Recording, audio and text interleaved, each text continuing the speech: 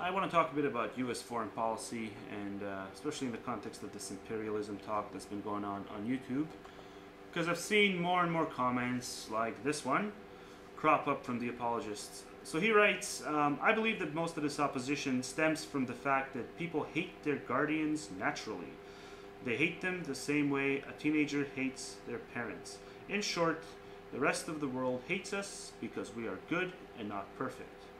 Um, so, from where I'm sitting, especially with this recent talk of going into Iran, and there is an increasing number of people who are coming out and vaguely implying that this is how they see it, as far as their opposition is concerned, on their foreign policy positions. Maybe they're not as direct as the gentleman who posted this comment is, this idiotic, shallow comment, but I'm glad he posted it. No apologies, no middle ground, just out there in your face.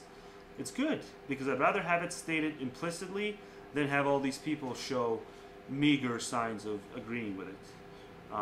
At least now we know that it's out there. Teenage rebellion, that's what we are. Opposition of U.S. foreign policy amounts to teenage angsty rebellion, supposedly. And if they do agree with it, then they'll, if they agree with this sentiment that I just read, then they'll predictably cite America's contributions in defeating the Nazis and the Soviets.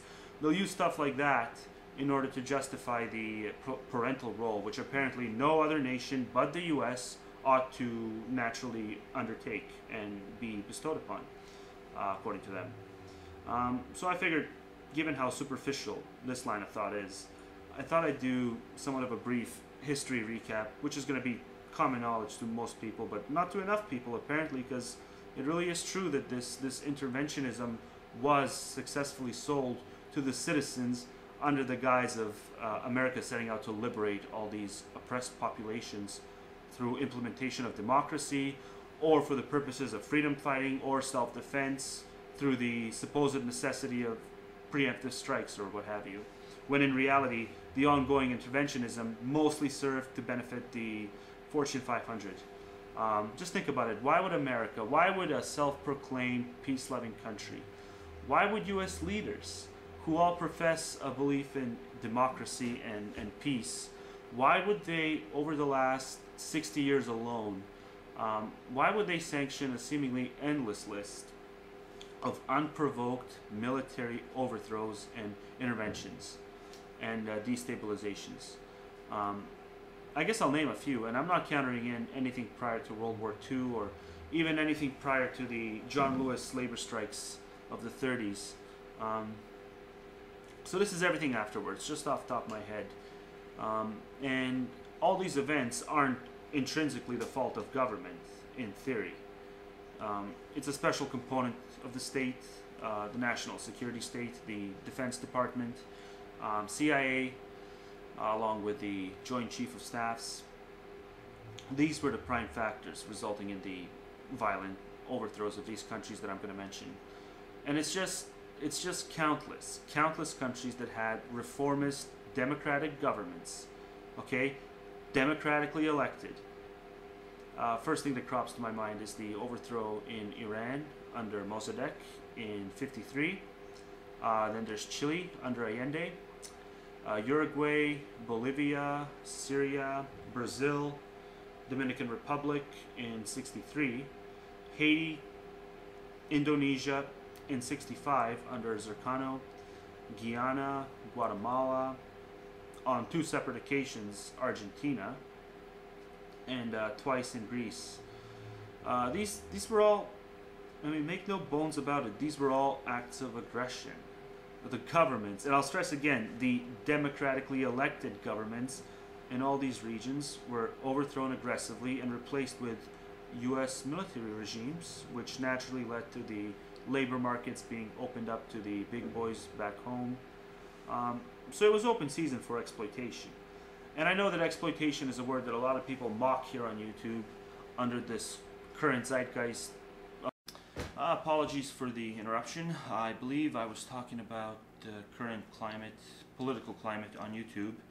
I just want to reiterate that because of that, obviously YouTube comment sections will often leave a very one-sided opinion, impression I should say, to the casual observer as to where the majority opinion, global majority opinion lies as far as overall representation on stuff like U.S. foreign policy or exploitation.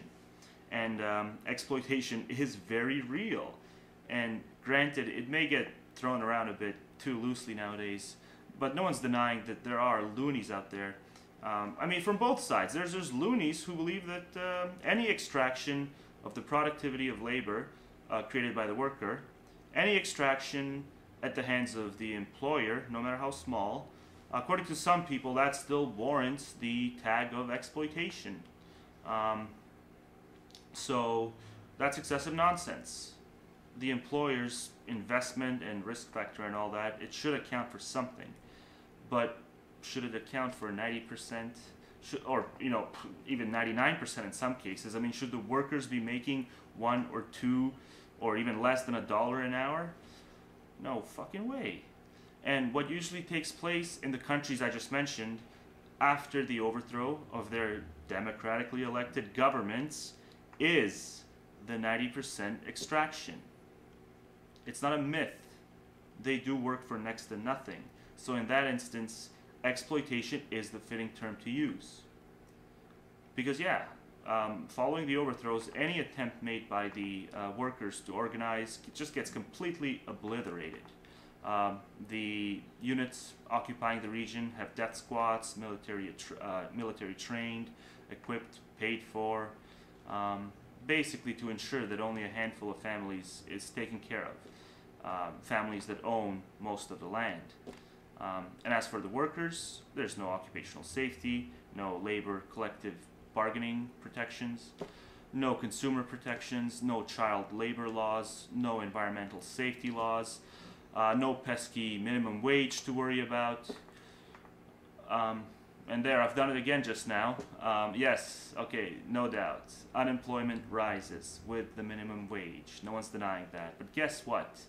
If you ask most people what they'd rather have, okay, 10% unemployment with the minimum wage intact, where the 90% who are still employed are at least guaranteed a living wage, every single last one of them, that or no minimum wage with, say, only 7% unemployment, so lower unemployment, where any non-skilled cheap labor position is paid well below the living wage.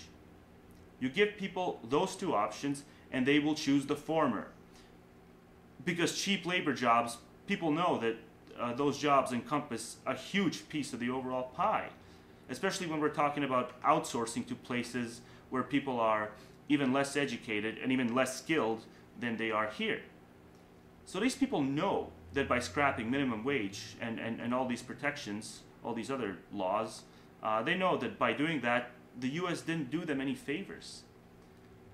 They know that most of them would be earning next to nothing and would have to work 14-hour days, just like Americans had to before their own reforms. They had to do it just to survive, which is primarily why work was outsourced to begin with, because US workers said, hey, fuck this, we're not going to be treated like cattle anymore, let's organize and let's get this done.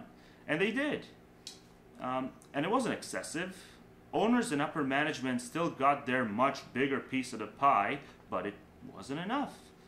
And it had nothing to do with the owners of the corporation suddenly having been overcome with humanitarian concern about any possible shortage of jobs overseas. No, it was just smart business. It had to do with exploiting these people by demolishing their governments, thus doing away with any reforms.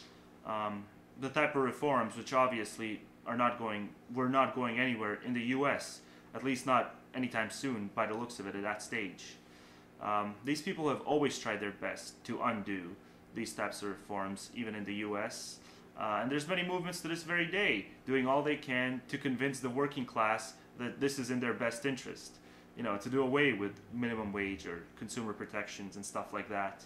But to no avail. For a very long time now, it hasn't worked, which is partly why we're still seeing occupation after occupation and outsourcing after outsourcing. And just like in the past, the citizens funding the war through taxation back home are told all about how justified the occupation is, because hey, we're bringing elections to these people and we're defending democracy, and because, you know, the U.S., a republic, somehow has this copyright on democracy that no other nation can even conceive of. The democracy excuse is what they always told people back at home, but they've always been really good at staying quiet about the exploitation aspect of it. And there's more overthrows. I mean, I guess some more would include Egypt, Lebanon, Peru, Iran. I'm not sure if I mentioned Iran earlier. But it is funny how they're contemplating going in now on account of all this imminent nuclear threat crap. Well, not imminent. I mean, the threat is approximately 2 years away. But the Reagan administration, it's funny how, you know, they admitted way back in November of '86 that they've been providing Iran with missiles ever since '83, or even '81, I think, and probably before that as well. So similar things took place with Iraq. Saddam was CIA, and they didn't touch him while he played ball. But then when he started demanding more rights on the oil fields, that was pretty much the beginning of the end for him. Not that he was being a saint otherwise, but that's another tangent I'm going off of right now. So there's overthrows in, let's see, there's Syria, there's Zaire, Jamaica, Fiji Islands. All this just over the last 60 years, 65 years. Democratic governments, unprovoked.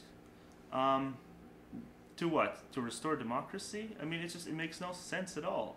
And people bought it to this very day. There's the comments. And these weren't mere subversions. Let's just get that straight. These aren't just proxy wars. They're not just CIA terror squads, you know, inserted to destabilize the countries. No, these are all direct invasions and overthrows, or aerial attacks, you know, of U.S. forces. It's a tremendous long list of countries, and you also got Vietnam, you got Panama, Libya, Grytia, Laos, Yugoslavia, Somalia, Lebanon, and I'll throw Iraq in there too. What the hell? And I guess Afghanistan, before the Soviets started meddling with Afghanistan, CIA was in there through Pakistan. And obviously, the end result of that ordeal, you can't lump that into these other countries that I've just mentioned now. But still, there was a degree of U.S. involvement in respects to Afghanistan. And Afghanistan is not exempt. The U.S. has been involved in many, not direct overthrows, but just proxy, mercenary type agendas against nations with, again, populist revolutionary governments. They overthrew governments in Portugal, or they played a role in destabilizing governments in Portugal, Ethiopia, Nicaragua, Angola, Cuba, East Timor, South Yemen, Western Sahara, Cambodia, Mozambique. So there's many more countries which I'm sure escape me at the moment. But last I checked, and I haven't checked in a while, so, you know, it's probably increased since then by leaps and bounds. But last I checked, the U.S. had 300 major military bases worldwide and over 2,000 minor military bases worldwide. And this is a matter of public record. You know, it's not some conspiracy theory. This is what empires do. They extract resources from everywhere possible at the lowest possible cost. And to see people who are educated on this and who accept this, to see them compared to some kind of a truther or a hippie is just pitiful. It's just cheap shots all over the place. If you have a reasonable argument, fine, bring the argument. But equating your opposition to some sort of a rebel without a cause, or just some angsty kid who refuses to straighten up and accept who his daddy is, or some other kind of bullshit, is just desperate. Seriously, quit painting this hippie-friendly picture of anyone who's familiar with the well-documented history of imperialistic incentives and imperialistic actions at the hands of the U.S. It's blatantly evident. It's not anti-American propaganda. There's no connotation to any lizard theory here. It's a matter of public record. And I really do resent this crap I've been seeing, this attempt to caricature anyone who sees the empire for what it is to some kind of uneducated, idealistic, sophomoric, hippie, stone slacker